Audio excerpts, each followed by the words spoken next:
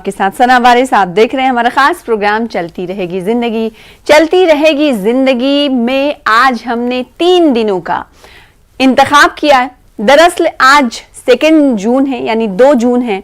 2 जून के हवाले से आपने कई सारे मिसरे सुने होंगे, शेर व शायरी सुनी होगी। 2 जून की रोटी आपके हवाले से इस तरह की बातें कही जाती रही, लेकिन 3 दिनों का इंतखाब हमने इसलिए किया है। 1 जून, 2 जून और 3 जून, यानी 1 जून, 2 जून और 3 जून। 1 जून को वर्ल्ड मिल्क डे कल मनाया गया।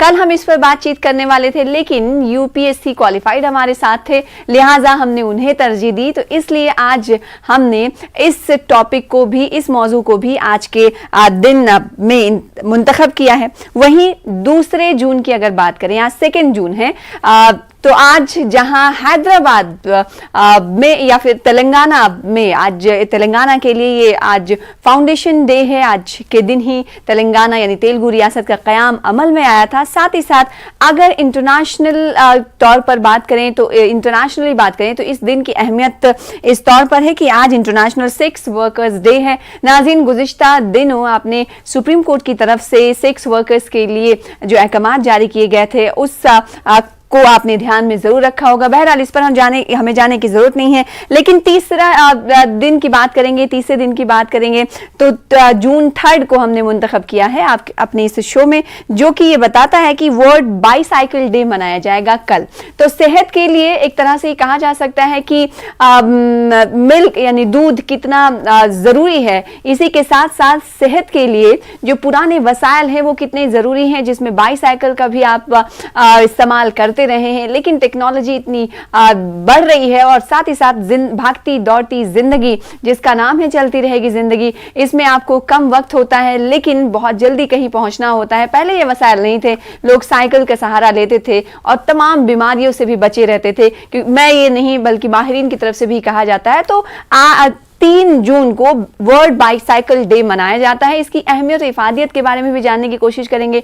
और आज के दौर यानी मौजूदा दौर में कहा जाता है कि अगर आपके पास वक्त नहीं है तो अपने लिए आधे घंटे का वक्त निकालें, चाहे आप साइकिल चलाएं, बाईसाइकिल के तौर पर अपने वर्जिश, अपने जिस्म पर आप ध्यान दे सकते हैं। इसके अलावा कुछ और योगा या मेडिटेशन कर सकते हैं। तो ये तमाम चीजें हैं जिससे आपको सेहतमंद जिंदगी मिल सकती है, लेकिन सिर्फ और सिर्फ आपको इतना करना है कि आपको अपने ऊपर ध्यान देना है। इसके लिए आपको आधा घंटा रोज निकालने की जरूरत है। तो 3 दिनों का हमने इंतखाब किया है।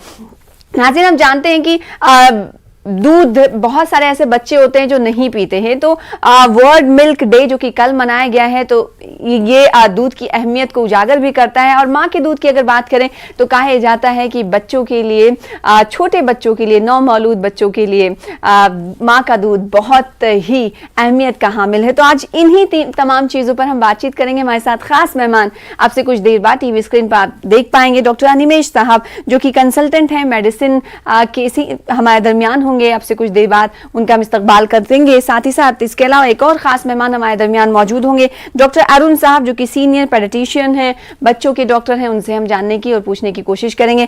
डॉक्टर अनिमेश, आपका इस्तकबाल है। खास प्रोग्राम दो रुख, माफ कीजिएगा क्योंकि दो रुख भी प्रोग्राम रहता है। अभी इस वक्त हम चलती रहेगी जिंदगी कर रहे हैं। चलती रहेगी जिंदगी के प्रोग्राम में शामिल होने के लिए आपका शुक्रिया। और साथ ही साथ दूसरे विंडो में डॉक्टर अरुण साहब को आप देख पा रहे हैं।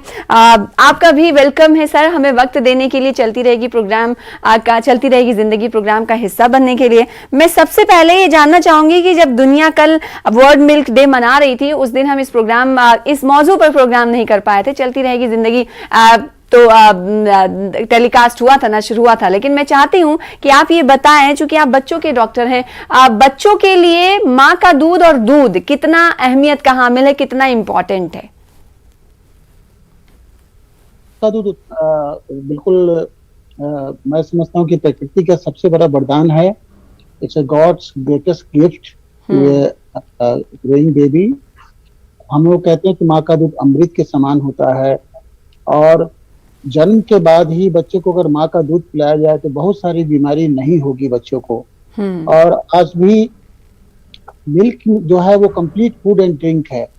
माँ का दूध अगर कोई बच्चा पीता है प्रथम 6 महीना तक केवल एक्सक्लूसिव मदर्स मिल्क लेता है, तो वो complete food and drink. Nature ने ऐसा डिजाइन किया है कि उसको उसके अलावा उसको कुछ नहीं चाहिए। हालांकि वो ठीक है, माँ का दूध उसको up to the age of 2 years या बियॉन्ड हम जो अंतर्राष्ट्रीय जो संस्थाएं हैं, वर्ल्ड WHO का रिकमेंडेशन है कि 2 इयर्स के बियॉन्ड तक हम दे सकते हैं, लेकिन प्रथम 6 महीना तक एक्सक्लूसिव मदर्स मिल्क देना, because it helps baby in number of ways. Number 1, ये जितनी भी संक्रामक रोग है उसमें कम से कम 40 से 50% की कमी आएगी, लाइक डायरिया, लाइक निमोनिया बीमारी में। जैसे इसके अलावा मतलब कि एलर्जी के प्रॉब्लम जो है, अस्थमा की प्रॉब्लम है जी।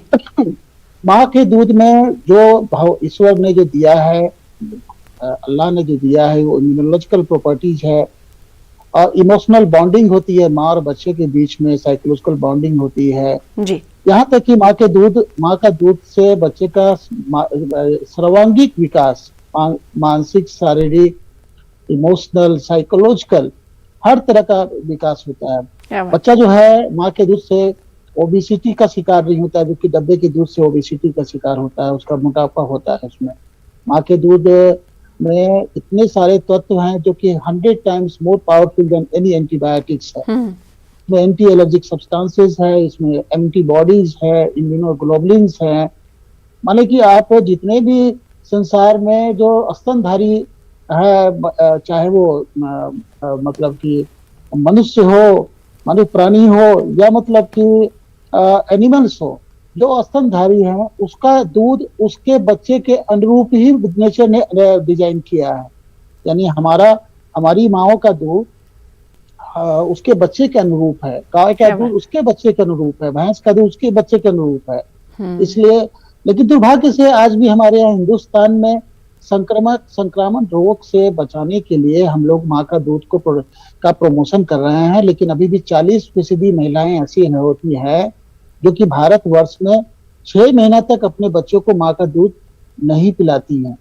तो इसका मतलब है कि काफी मात्रा में लोग जन्म के बाद जिसको माँ का दूध मिलना उसका जन्म सिद्ध अधिकार है बच्चे का, उससे महरूम हो जाता है। और नतीजा यह होता है कि वो डब्बे का दूध या गाय का दूध और बॉटल फीडिंग की वजह से आए दिन मतलब कि उसके दूध से, जो कि वो दूध उसके अनुरूप बिल्कुल नहीं है जी। और संक्रमण का, डायरिया का, वॉमिटिंग का, एलर्जी का, निमोनिया का वो शिकार होता है। इसलिए there is no doubt and there is no controversy. दुनिया में जितने सारे शोध हुए हैं उस शोध में कहीं कोई कंट्रोवर्सी नहीं है कि एक बच्चे के शारीरिक, मानसिक और सर्वांगीण विकास के लिए उसका माँ का दूध उसके लिए सबसे ज्यादा जरूरी है। वो उसका माँ का दूध कहा जाए तो उसका फर्स्ट इम्यूनाइजेशन है, क्योंकि पहले शुरू के दिन में माँ के दूध में एक कोलेस्ट्रॉल होता है जिसमें इम्यूनोलॉजिकल प्रॉपर्टी बहुत ज्यादा होती है जो बच्चे को संक्रमण होने से रोकती है। इसलिए अभी जो अनुशंसा है कि जन्म के बाद आधे घंटे के अंदर जो बच्चा स्वस्थ है उसको आप माँ के स्तन से उसको माँ के स्तन पर रख दीजिए। दूध पिलाने की प्रक्रिया से ही दूध बढ़ता है। लेकिन हमारे यहाँ बहुत सारे लोगों को मिल्क उतना वो नहीं हो पाता है, इसलिए वो डॉक्टर की तरफ से जो मेडिकेटेड मिल्क होता है जो प्रिस्क्राइब वो करते हैं वो दूध जो दिया जाता है, तो क्या वो बच्चों के लिए अच्छा होता है? बहुत खराब। अब मैं तो यहाँ तक कह सकता हूँ कि ऊपर का दूध एक जहर है बच्चे के लिए, और उसको बीमारी का जो फाउंडेशन है, उसकी बीमारी के फाउंडेशन है, उसको आए दिन उसको बच्चा बीमार होता है। हम लोग के ओपीडी में हम 40 साल से प्रैक्टिस में है, हम इसी बात पर जोर देते आ रहे हैं कि जन्म के बाद कोई दूध नहीं देना है आज कोई भी। लेकिन दुर्भाग्य है कि अभी भी जैसे रूमिंग फैसिलिटी नहीं है बच्चे के जन्म के बाद। बहुत से हॉस्पिटल में क्या करते हैं कि बच्चे को माँ के से दूर रख देते हैं। खास करके कॉर्पोरेट हॉस्पिटल में एक कल्चर है कि वहां पर 2-3 दिन कम से कम नर्सिंग को कहते हैं कि बेबी केयर में, नर्सिंग केयर में रख देते हैं और उसके माँ से दूर कर देते हैं। नतीजा ये होता है कि उसमें लैक्टेशनल पार्शियल लैक्टेशनल फेलियर या कंप्लीट लैक्टेशनल फेलियर।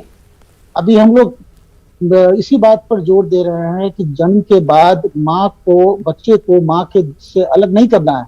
उसको कहते हैं क्रेचिंग फैसिलिटी, मतलब रूमिंग फैसिलिटी। आप जैसे बच्चा अगर स्वस्थ है, अगर माने कि बच्चा बीमार है, बच्चा टहल रहा है, बच्चा रो नहीं रहा है, बच्चे को मतलब कि प्रॉब्लम है, तो ठीक है आप एनआईसीयू में भर्ती कीजिए। लेकिन बच्चा जो 90% से 90% से ज्यादा बच्चा नॉर्मल डिलीवरी होता है, नॉर्मल बच्चा होता है, उसका नॉर्मल वेट होता है 2.5 किलो से ऊपर। ऐसे बच्चों को माँ के दूध से किसी हालत में वंचित करना एक, मैं तो कहूँगा, क्राइम है, अपराध है। और ऊपर का दूध पिलाना उस प्रक्रिया को रोकने में बाधक है। जी, तो इसलिए बिल्कुल आपका रुख करेंगे और साथ ही साथ नाज़रीन से ये आप बता दें कि हम 3 दिनों पर आप बातचीत कर रहे हैं। पहला ये है कि वर्ल्ड मिल्क डे कल जो कि मनाया गया और इंटरनेशनल सेक्स वर्कर्स डे है, साथ ही साथ आज तेलंगाना फॉर्मेशन डे भी है और इसके अलावा वर्ल्ड बाइसाइकिल डे कल है यानी 3 जून को है। तो 3 दिनों का आज इंतखाब मैंने किया है। चूंकि सीनियर कंसल्टेंट मेडिसिन भी हमारे साथ जुड़े हुए हैं तो वो इस चीज को किस तरह से देखते हैं, बच्चों के लिए दूध कितनी जरूरी है और एक माँ के लिए दूध का होना कितना जरूरी है, क्योंकि अभी कुछ देर पहले जैसा कि डॉक्टर अरुण साहब ने कहा कि अगर बच्चों के लिए जो बाहरी दूध होता है, जो मैन मेड दूध होते हैं, पाउडर जो होते हैं, वो एकदम जहर है। आप क्या कहेंगे इस पर? सना जी, सबसे पहली बात कि जो नवजात शिशु होते हैं जो तुरंत पैदा हुए रहते हैं उनके लिए तो जो माँ का पहला दूध होता है कोलोस्ट्रम, वो तो अमृत समान होता है। इसके अलावा शुरू के 4 महीने में माँ का दूध बहुत ज़रूरी होता है और विकासशील देश जो डेवलपिंग कंट्रीज़ हैं हमारे भारत जैसे, जहाँ पे कई बार छोटे बच्चों को पर्याप्त मात्रा में सही खाना नहीं मिल पाता, हम यह मानते हैं कि 6 महीने तक उनको माँ का दूध पिलाना चाहिए। बच्चों में माँ का दूध या कोई भी जो दूध होता है उससे उनको ना केवल प्रॉपर लिक्विड मिलता है, पर्याप्त मात्रा में कैल्शियम मिलते हैं, विटामिन डी यूजुअली जो होता है वो फैट सोल्यूबल होता है, पर दूध में इकलौता ऐसा दूध है मात्र लिक्विड है जिसमें विटामिन डी लिक्विड सोल्यूबल होता है, वाटर सोल्यूबल होता है। तो मिल्क एक बहुत अच्छा सोर्स होता है विटामिन डी का भी। आयरन में भी जो मिल्क में आयरन सोर्स होते हैं वो बहुत अच्छे तरीके से एब्जॉर्ब होते हैं बच्चों में। तो कुल मिलाकर पूरी तरह का जो पोषक तत्व होते हैं छोटे बच्चों के लिए दूध अपने आप में दे पाता है, पर यह सिर्फ 4 से 6 महीने तक के लिए ही होता है। 6 महीने के बाद आपको उनको अलग से कुछ फीड देना ही पड़ेगा, अदरवाइज बच्चे की ग्रोथ सिर्फ दूध के बलबूते नहीं हो पाएगी। तो शुरुआती अवस्था में बच्चों के लिए दूध बहुत ज़रूरी है। बड़ों में या माँ को दूध की कितनी ज़रूरत होती है, तो दूध जैसा कि मैंने कहा कि न्यूट्रिशन का अच्छा सोर्स है छोटे बच्चों में, पर वो भी सिर्फ 4 से 6 महीने तक, उसके बाद साथ में आपको सप्लीमेंट देना पड़ेगा। बड़ों में जो होता है दूध बहुत माना जाता है कि बहुत अच्छा न्यूट्रिशन का सोर्स है, पर प्रैक्टिकली दूध उतना अच्छा सोर्स नहीं न्यूट्रिशन का बड़ों के लिए, क्योंकि वो एक लिक्विड फॉर्म ऑफ कैल्शियम है। मतलब उसमें जो कैल्शियम होगा वो बहुत कम मात्रा में होगा, जो न्यूट्रिशन होगा बहुत कम मात्रा में होगा। तो उसकी वजह यदि आप दही या पनीर के तौर पे दूध को लेते हैं, और एक चीज और आप देखेंगे कि बहुत लोगों को लैक्टोज इंटॉलरेंस होता है, दूध पचा नहीं पाते, क्योंकि मनुष्य के अलावा किसी भी और प्राणी एसिडिटी होने लगती है जी एडल्ट में जी, इसको लैक्टोज इंटॉलरेंस बोलते हैं। तो अधिकतर बड़े दूध नहीं पचा पाते। तो यदि आप दूध पचा पाते हैं तभी दूध पीजिए, यदि आप दूध नहीं पचा पाते हैं तो किसी के कहने से दूध पीना स्टार्ट मत कीजिए। आप देखिए डेयरी प्रोडक्ट में आप क्या दही या पनीर खा सकते हैं, क्योंकि ये कंसंट्रेटेड फॉर्म ऑफ मिल्क है। इसमें आपको कम साइज में ही आपको अधिक मात्रा में कैल्शियम मिल जाएगा, साथ ही इसमें प्रोटीन की मात्रा ज़्यादा होती है। दही में गुड बैक्टीरिया भी होते हैं जो दूध में नहीं होते। तो दही या कर्ड जो है एक्चुअली में आप बोल सकते हैं वेजिटेरियन के लिए एग, अंडे जितना प्रभावशाली होता है। पर अगर आप किसी भी कारण से डेयरी प्रोडक्ट या लैक्टोज नहीं ले पा रहे, दूध नहीं ले पा रहे हैं, तो जबरदस्ती मत लीजिए, दूसरे पोषक तत्वों की ओर आप जाइए। क्योंकि अगर आपको लैक्टोज इंटॉलरेंस है और आप बार बार दूध लेने की कोशिश करेंगे तो आपकी जो डाइजेस्टिव सिस्टम में नुकसान होगा। तो बच्चों के लिए दूध कैसा है उस पर बात की बच्चों की डॉक्टर अरुण शाह ने, और बड़ों के लिए ये उतना मुफीद नहीं है, इस पर क्या राय रखते हैं डॉक्टर अरुण? मैं उनसे जानना चाहूंगी, जैसा कि अभी डॉक्टर साहब कह रहे थे, अनिमेश साहब, कि जितना मुफीद बच्चों के लिए है ये दूध, माँ का दूध या फिर दिगर वसाइल जो दूध के मौजूद हैं, बड़ों के लिए दूसरे फॉर्म में अगर दूध जैसे पनीर और दही का उन्होंने जिक्र किया, इस पर आपकी क्या राय है डॉक्टर अनिमेश? इस पे क्या, जैसे मैंने बोला कि doctor Arun, sorry doctor Arun, हाँ आपका सवाल है कि पनीर और दही, डॉक्टर अनिमेश ये मानते हैं कि जिस तरह से बच्चों के लिए इम्पॉर्टेंट है और हेल्दी है दूध, और वो सही से डाइजेस्ट कर लेते हैं आसानी से, बड़ों के लिए थोड़ा उतना अच्छा हेल्दी है, लेकिन दीगर सप्लीमेंट्स ज़्यादा हेल्दी हैं, ये डॉक्टर अनिमेश साहब का ये कहना है। डॉक्टर अरुण साहब, मैं चाहूँगी कि आप इस पर अपनी राय रखें। देखिए, बड़ों में क्या है कि मिल्क प्रोडक्ट्स निश्चित रूप से वो रिकमेंडेड है, ऐसा कुछ नहीं है कि कोई कॉन्ट्राइंडिकेशंस है। कुछ लोग जो है काऊ मिल्क एलर्जी से सफर करते हैं कि गाय का दूध पीने से उनका पेट खराब हो जाता है, या काऊ मिल्क प्रोटीन हाइपर सेंसिटिविटी होती है।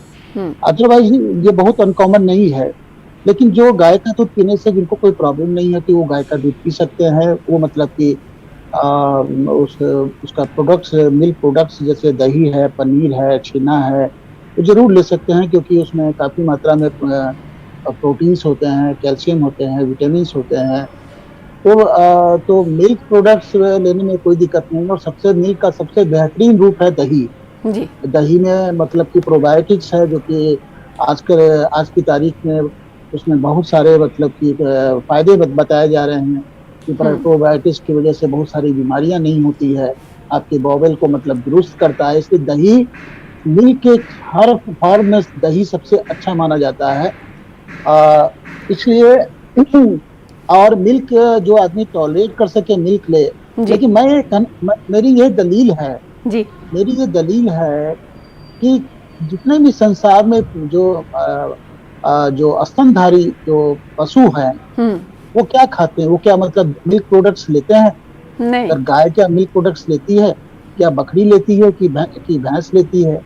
उसको कोई नहीं। उनका तो मतलब कि जो नेचुरल जो फूड है वही खाते हैं। बिल्कुल। मेरी दलील है कि कभी भी आदमी के जीवन में अगर घर का खाना जैसे जो नेचर ने प्रोवाइड किया, चाहे वो वेजिटेरियन हो चाहे नॉन वेजिटेरियन हो, खा करके भी वो काफी स्वस्थ रह सकता है। बिल्कुल। इसी वक्त भी इसकी कोई बहुत ज्यादा जरूरी नहीं है कि आप गाय का दूध लेना ही जरूरी है। गाय का दूध लेना बिल्कुल जरूरी नहीं है। मैं अपने किसी बच्चे को गाय का दूध रिकमेंड नहीं करता हूँ, बशर्ते कि स्ट्रांगली मतलब कि माँ काफी बीमार हो या माँ की डेथ हो गई हो या कोई मतलब इस तरह की है।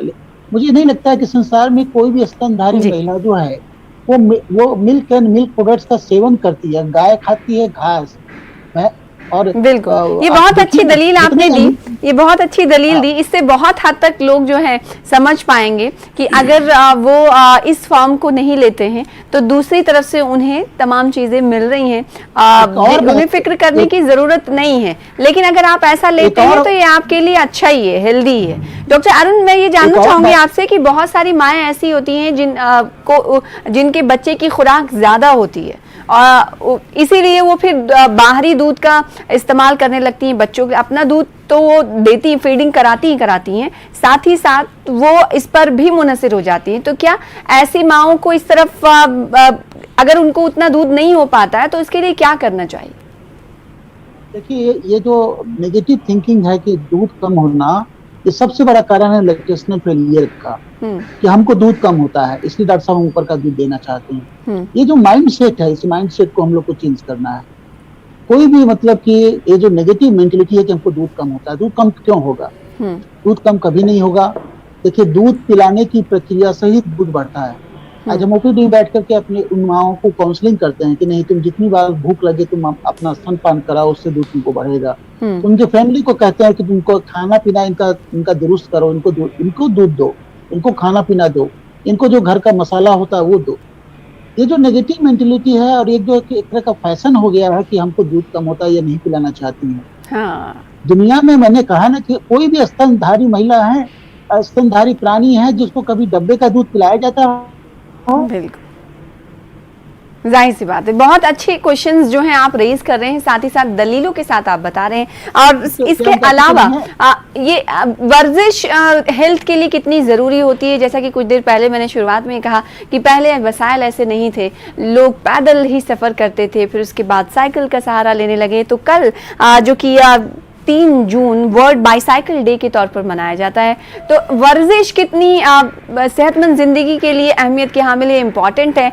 इस हवाले से मैं डॉक्टर अनिमेश साहब से बात करना चाहूंगी कि डॉक्टर अनिमेश, एक सेहतमंद जिंदगी के लिए कहा जाता है कि वर्जिश किसी भी तरह की बहुत ज़रूरी है, लेकिन भागती दौड़ती जिंदगी में आज वक्त नहीं मिल पाता लोगों को कि इस तरफ ध्यान दें और इसी वजह से कई बीमारियां उनको घेर लेती हैं। ऐसे में इन तमाम लोगों के लिए आप क्या कहना चाहेंगे कि कुछ भी हो जाए, आप आधा घंटे का वक्त खुद के लिए निकालें, किसी भी तरह से अपने ऊपर ध्यान दें। अगर वो इस तरह करते हैं तो क्या जो नई नई बीमारी, अगर डिप्रेशन की बात कर लें या किसी और तरह की बात कर लें, ये तमाम चीज़ें उनका पीछा नहीं करेंगी? बिल्कुल सना जी, पहली बात कि एक्सरसाइज वर्जिश जो भी होती है बहुत ज़रूरी होती है। अगर आप देखेंगे तो आज से सिर्फ 20 से 25 साल पहले ही हम जितना डेली रूटीन एक्टिविटी करते थे, स्कूल जाना हो, मार्केट जाना हो, या तो पैदल जाते थे तो साइकिल में जाते थे, और अब हमारा चलना फिरना भी बहुत कम हो गया। लगातार हम एक ही जगह बैठे रहते हैं। बाकी जगह जाने के लिए हमारे पास मोटर व्हीकल्स हैं, खुद की गाड़ियाँ हों चाहे आपके पास पब्लिक ट्रांसपोर्ट हो। तो कुल मिला के अगर आप एक दिन में 10,000 कदम 10,000 स्टेप भी चलना चाहें तो वह भी एक बहुत बड़ा काम हो जा रहा है। तो जो बेसिक वर्जिश है जो आपको सामान्य चीज़ों में हेल्प कर सकती है, उसके लिए आपको यह ध्यान रखना है कि 3 तरीके के एक्सरसाइज होना चाहिए जिससे आपको शरीर में फ़ायदा हो। पहला एक एक्सरसाइज होता है जिसमें आपको स्ट्रेंथनिंग मिलती है, बॉडी की मांसपेशियां टोन होती हैं। इसके लिए आप सामान्य तरीके से आप घर में डिप्स मार सकते हैं, रेजिस्टेंस बैंड आते हैं। अगर आप जिम नहीं जा पा रहे हैं तो सिंपल कोई वजन घर में बना के यूज कर सकते हैं। दूसरी एक्सरसाइज जो उतनी ही जरूरी होती है फ्लेक्सिबिलिटी के लिए, आप 10 से 15 मिनट जो हम सामान्य पीटी करते हैं, जो फिजिकल एक्टिविटी में हम इधर से उधर मुड़ते हैं, आगे झुकते हैं, नमाज भी एक प्रकार की फ्लेक्सिबल एक्सरसाइज होता है। तो इसके थ्रू आप अपनी रीढ़ की हड्डी को और आसपास के जो जॉइंट्स हैं उसको फ्लेक्सिबल रख सकते हैं। और तीसरी एक्सरसाइज जो सबसे सामान्य लोग जानते हैं, कार्डियक या एरोबिक एक्सरसाइज, जो स्टेमिना बनाने की होती है, जिसमें हम तेज कदम में चलते हैं, उससे दौड़ते हैं। तो इन तीनों एक्सरसाइजों का समभाव आपके रिजाइन में, रूटीन में होना चाहिए। जितने भी वर्ल्ड हार्ट एसोसिएशन है सभी यह मानते हैं कि कम से कम आधा घंटा, मिनिमम आधा घंटा रोज अगर आप एक्सरसाइज करते हैं तो आप बहुत सी बीमारियों से दूर रहेंगे। एक बात बहुत अच्छी आपने उठाई कि डिप्रेशन से बचने के लिए एक्सरसाइज जो होती है वह अपनी बॉडी में एक एंडोर्फिन, मॉर्फिन जो होता है, जो हीरोइन होती है, उसी का एक प्रकार होता है एंडोर्फिन, जो हमारी बॉडी उसको सिक्रेट करती है यदि आप एक्सरसाइज करते हैं तो, जिससे आपको अंदर अच्छा महसूस होता है और आपका डिप्रेशन बहुत कम होता है। तो यदि आप प्रॉपर एक्सरसाइज करते हैं सुबह और शाम को तो आपको नींद भी बहुत अच्छी आएगी। रात को अगर आप एक्सरसाइज कर रहे हैं या आप तेज कदमों में टहल रहे हैं आधा घंटा, और सुबह जब एक्सरसाइज करते हैं तो आप दिन भर आप एक स्फूर्त रहते हैं, आपको काम करने में बहुत अच्छा लगता है। तो एक्सरसाइज ना केवल आपको लाइफस्टाइल बीमारियां जैसे कि डायबिटीज, ब्लड प्रेशर, इसके अलावा हार्ट की बीमारियां, इन सब से बचाती है। आपका पाचन शक्ति अच्छा करती है, मसल्स इंप्रूव रहेंगे तो आपका ग्लूकोज ज्यादा अच्छा एब्जॉर्ब होगा, आपको डिप्रेशन से भी बचाती है, और कुल मिला के आप एक हेल्दी लाइफस्टाइल की ओर अग्रसर हो जाते हैं। बिल्कुल। तो ये आम लोगों के लिए, प्रेग्नेंट लेडीज के लिए एक्सरसाइज कितनी जरूरी है, और क्या ये मिथ भी है कि प्रेग्नेंट लेडीज को वैसे एक्सरसाइज नहीं करनी चाहिए? इस पर मैं चाहती हूँ कि डॉक्टर अरुण साहब आप अपनी राय रखें और आप बताएं कि आम इंसान जैसे एक्सरसाइज करता है तो क्या प्रेग्नेंट लेडीज को, महिलाओं को वैसी एक्सरसाइज का सहारा लेना चाहिए या नहीं लेना चाहिए? किस तरह की एक्सरसाइज का? डॉक्टर अरुण साहब आप मेरी आवाज सुन पा रहे हैं? हाँ, आपकी आवाज सुन रहे हैं। तो प्रेगनेंसी के दरमियान किस तरह की एक्सरसाइज की बात कर रही हैं आप? जी देखिए, प्रेगनेंसी के दरमियान एक्सरसाइज देखिए अपने डॉक्टर्स के कंसल्टेशन नहीं कीजिए, बिकॉज कि बच्चा जो पेट में है वो कैसे पनप रहा है, कितना मतलब सही है, सही मतलब मुझे लगता है कि इस must be as per the recommendation of gynaecologist और ऑब्स्टेट्रिशियंस। बिल्कुल। विजिलस एक्सरसाइज कभी कराने की अनुमति नहीं मिलती है। ज्यादा से ज्यादा उसको माँ को कहा जाता है कि आप वॉक कर सकती हैं। एक्सरसाइज, विजिलस एक्सरसाइज बिल्कुल नहीं करना चाहिए, क्योंकि वो कभी भी उससे मतलब कि कोई एडवर्स स्थिति आ सकती है। बिल्कुल। एडवर्स इफेक्ट से बचने के लिए आपको करना है कि जो कि बहुत सारे ऐसे लोग होते हैं जो फिटनेस फ्रीक होते हैं, और अगर प्रेग्नेंट लेडी फिटनेस फ्रीक हैं तो उन्हें अपने डॉक्टर से, गायनेकोलॉजिस्ट से सलाह लेना चाहिए। डॉक्टर अरुण साहब का ये कहना है। बहुत शुक्रिया आप दोनों खास मेहमानों का, आप दोनों डॉक्टर्स का हमारे साथ जुड़ने के लिए, इन 3 दिनों पर बातचीत करने के लिए। फिलहाल इसी के साथ मुझे दीजिए इजाजत। देखते रहिए न्यूज़ 18 उर्दू, चलती रहेगी जिंदगी। आदाब।